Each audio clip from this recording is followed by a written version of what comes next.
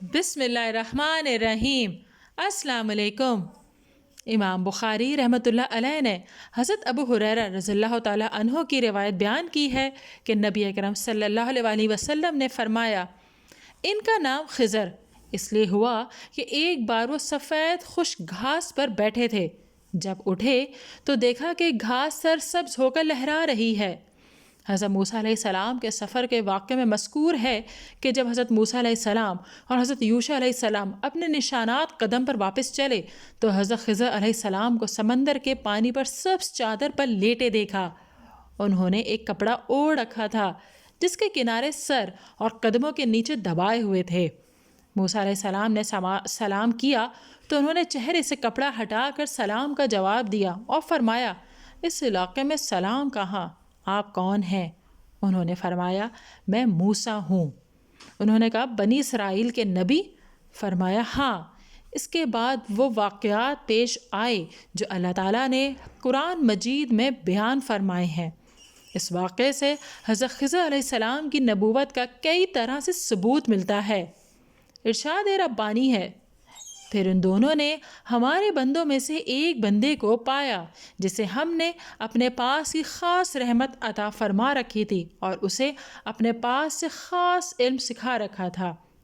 حضرت موسیٰ علیہ السلام نے ان سے کہا، جو علم آپ کو اللہ کی طرف سے سکھایا گیا ہے، اگر آپ اس میں سے مجھے کچھ بھلائی کی باتیں سکھائیں تو میں آپ کے ساتھ رہوں۔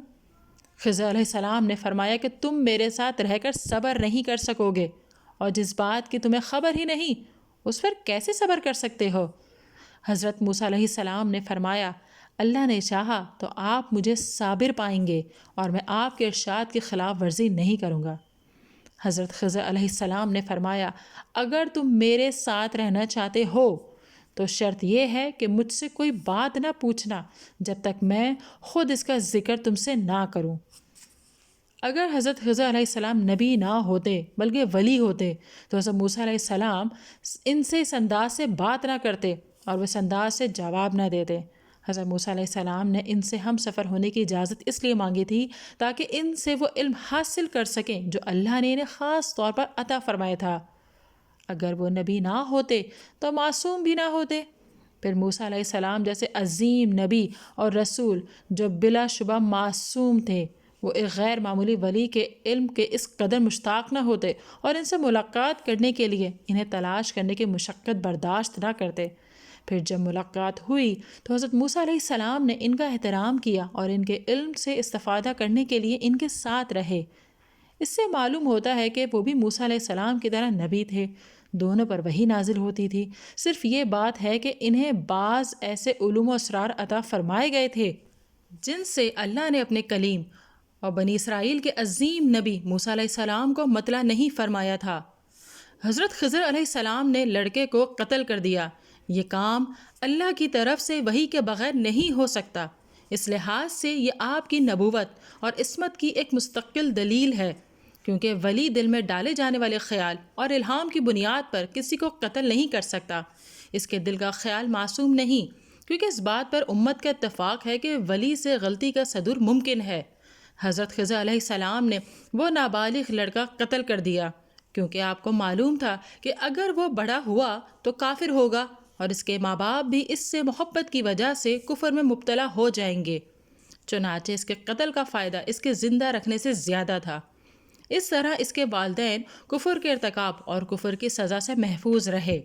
جب حضرت خضر علیہ السلام نے حضرت موسیٰ علیہ السلام کو اپنے کاموں کی حقیقت بتائی اور ان کی حکمت واضح کی تو فرمایا، تیرے رب کی مہربانی اور رحمت سے یہ سب کچھ ہوا۔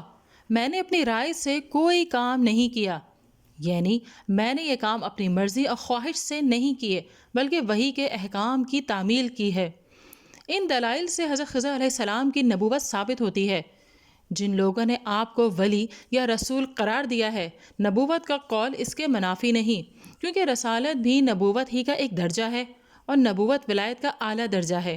البتہ ان فرشتہ کہنے والوں کا قول درست نہیں، اور جب آپ کی نبوت ثابت ہو گئی تو ان لوگوں کی دلیل کل عدم ہو گئی کہ ولی کو بعض اوقات ایسی چیزوں کا علم ہو جاتا ہے جو ظاہری شریعت والوں کو معلوم نہیں ہوتی۔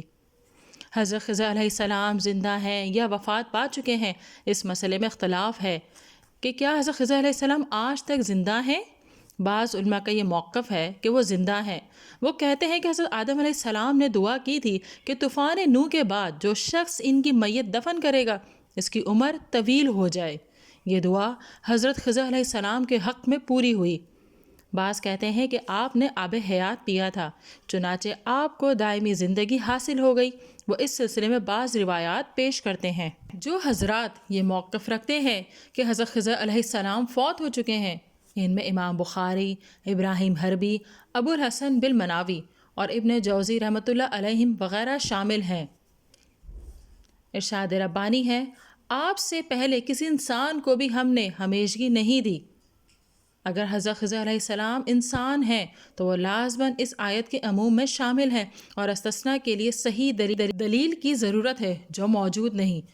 نبی اکرم صلی اللہ علیہ وآلہ وسلم کا کوئی ایسا فرمان موجود نہیں جس سے ثابت ہو کہ حضرت خضر علیہ السلام اس عام قانون سے مستثنیٰ ہیں۔ ناظرین، اگر ویڈیو پسند آئی ہے تو اسے لائک کیجئے، شیئر کیجئے، کمنٹ دیجئے اور چینل کو ضرور سبسکرائب کیجئے۔